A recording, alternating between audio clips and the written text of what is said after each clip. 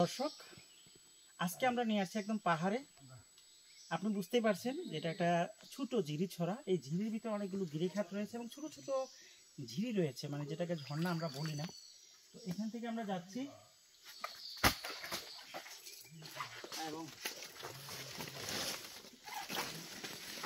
আমাদের সাথে থাকুন। এবং আমার যিনি আজকে আমার ক্যামেরা পিছনে রয়েছেন উনি অত্যন্ত সুদক্ষ, আমাদের রাজু, মামার নাতি, আমার মামা। আর জায়গাটা এরকম যদি আপনারা মানে বিয়ার দেশের মতো রিয়েল একেবারে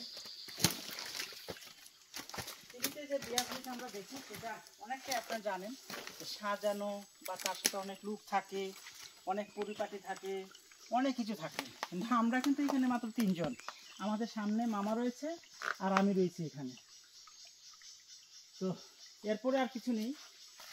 আর আমাদের সম্পূর্ণটা হচ্ছে একেবারে রিয়েল ট্যুর, কোনো মানে আমাদের কোনো কেউ ইয়া দিচ্ছে না।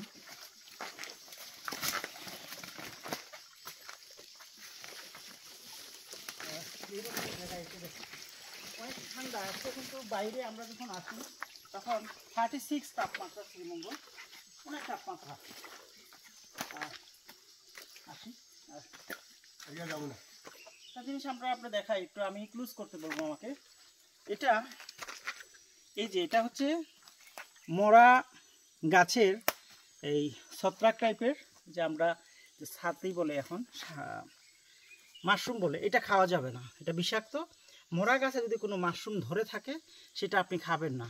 খেতে চাইলেও আপনি ডাক্তারের কাছে গিয়ে বা এটা টেস্ট করে করে তারপরে খাবেন। আর এই জায়গাটা উল্টা দিকে দেখেন, যে দিক থেকে আসছি আমরা, অসাধারণটা ভিউ।